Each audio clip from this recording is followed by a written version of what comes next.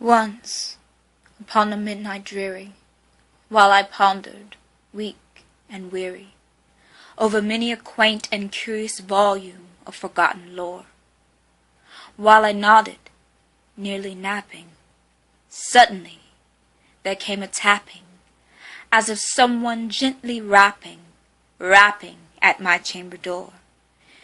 "'Tis some visitor," I muttered, tapping at my chamber door. Only this, and nothing more. Ah, distinctly I remember, it was in the bleak of December, and each separate dying ember wrought its ghost upon the floor. Eagerly I wished the morrow. Vainly I had sought to borrow from my books surcease of sorrow, sorrow for the lost Lenore, for the rare and radiant maiden whom the angels name Lenore, nameless here forevermore. And the silken, sad, uncertain rustling of each purple curtain thrilled me, filled me with fantastic terrors never felt before, so that now, to still the beating of my heart, I stood repeating, "'Tis some visitor entreating entrance at my chamber door, some late visitor entreating entrance at my chamber door. This it is, and nothing more." Presently my soul grew stronger, hesitantly then no longer. "Sir," said I, "or madam, truly your forgiveness I implore. But the fact is I was napping, and so gently you came rapping, and so faintly you came tapping, tapping at my chamber door, so that I scarce was sure I heard you. Here I opened wide the door. Darkness there, and nothing more." Deep into that darkness peering, long I stood there wondering, fearing, doubting, dreaming dreams no mortal ever dared to dream before. But the silence was unbroken, and the stillness gave no token. And the only word there spoken was the whispered word, "Lenore?" This I whispered, and an echo murmured back the word, "Lenore!" Merely this, and nothing more. Back into the chamber turning, all my soul within me burning, soon again I heard a tapping, somewhat louder than before. "Surely," said I, "surely that is something at my window lattice. Let me see then what the rite is, and this mystery explore. Let my heart be still a moment, and this mystery explore. 'Tis the wind, and nothing more." Open here I flung the shutter, when, with many a flirt and flutter, in there stepped a stately raven of the saintly days of yore.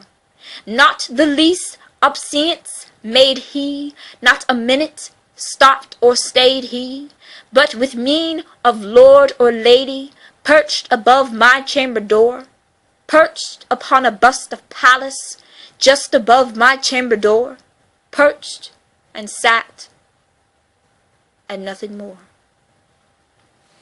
Then this ebony bird, beguiling my sad fancy into smiling, by the grave and stern decorum of the countenance it wore, "Though thy crest be shorn and shaven, thou," I said, "art sure no craven, ghastly, grim, and ancient raven, wandering from the nightly shore. Tell me what thy lordly name is on the night's Plutonian shore." Quoth the raven, "Nevermore." Much I marveled this ungainly fowl to hear discourse so plainly, though its answer little meaning, little relevancy bore. For we cannot help agreeing that no living human being ever yet was blessed with seeing bird above his chamber door.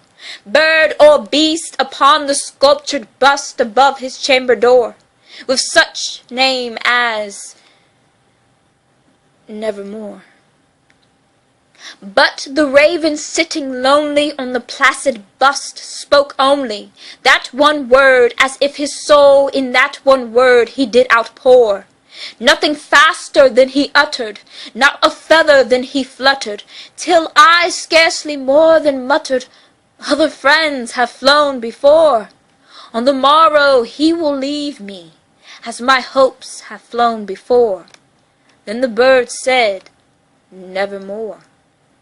Startled at the stillness broken by reply so aptly spoken, "Doubtless," said I, "what it utters is its only stock and store, caught from some unhappy master, whom unmerciful disaster followed fast and followed faster, till his songs one burden bore, till the dirges of his hope that melancholy burden bore, of never, nevermore." But the raven still beguiling all my fancy into smiling, straight I wheeled a cushioned seat in front of the bird, and bust and door. Then upon the velvet sinking, I betook myself to linking fancy unto fancy, thinking what this ominous bird of yore, what this grim, ungainly, ghastly, gaunt, and ominous bird of yore meant in croaking "Nevermore." This I sat engaged in guessing, but no syllable expressing to the fowl whose fiery eyes now burned into my bosom's core. This and more I sat divining, with my head at ease reclining on the cushion's velvet lining that the lamplight gloated o'er, but whose velvet violet lining with the lamplight gloating o'er she shall press, nevermore. Then methought the air grew denser, perfumed from an unseen censer, swung by Sephrim, whose footfalls tinkled on the tufted floor. "Wretch!" I cried, "thy God hath lent thee, by these angels he hath sent thee, respite, nepenthe, from thy memories of Lenore. Quaff, oh quaff, this kind of nepenthe, and forget this lost Lenore." Quoth the raven, "Nevermore."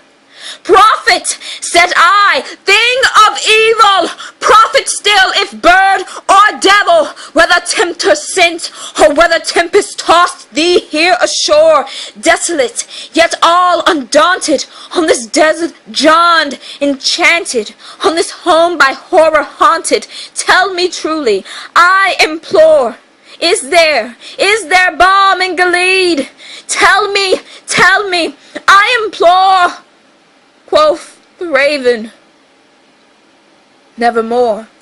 "Prophet," said I, "thing of evil, prophet still, if bird or devil, by that heaven that bends above us, by that God we both adore, tell me this soul with sorrow laden, if within the distant Aidenn it shall clasp a sainted maiden, whom the angels name Lenore, clasp a rare and radiant maiden, whom the angels name Lenore."